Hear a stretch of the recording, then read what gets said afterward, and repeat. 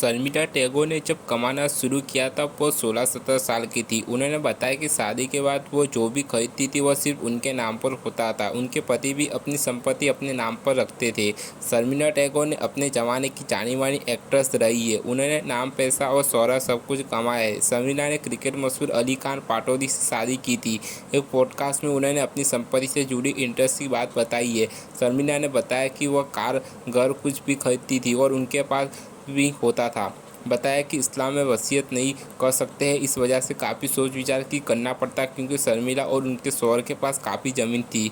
शर्मिला टैगोर पैसा वैसा पॉडकास्ट बात कर रही थी, साथ में उनकी बेटी सोआ भी थी। शर्मिला ने बताया कि उनके और पति के बीच कुछ भी सजे में नहीं था। शर्मिला बोली, मैंने जो कुछ खरीदा जैसे घर, गाड़ी, गहने सब मेरे ही नाम पर था। इसमें किसी का हिस्सा नहीं था, ना ही मेरे पति का नाम था। जो टाइगर के पास था वो उनके नाम पर था। जाहिर सी बात है कि उन्होंने वसीयत बनाई थी।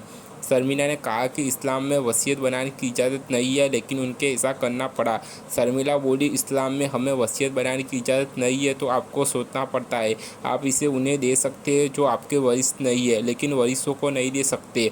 25%, 50% ऐसा कुछ चलता है, इसलिए इस चीज़ को बहुत अच्छी तरह समझ जाना चाहिए और ये देखना था कि किसके नाम पर हो। मेरे 3 बच्चे हैं, यह ध्यान रखा कि सभी सही हो जाए। शर्मिला ने बताया कि उन्होंने काफ़ी छोटी उम्र में काम करना शुरू कर दिया था। तब चीज़ें बहुत कम महंगी थी। तब वह सिर्फ लैंड और ज्वेलरी में ही इन्वेस्ट करना चाहती थी। शर्मिला ने कहा कि वक्त का भरोसा नहीं है, इसलिए सब कुछ लिखित में होना चाहिए।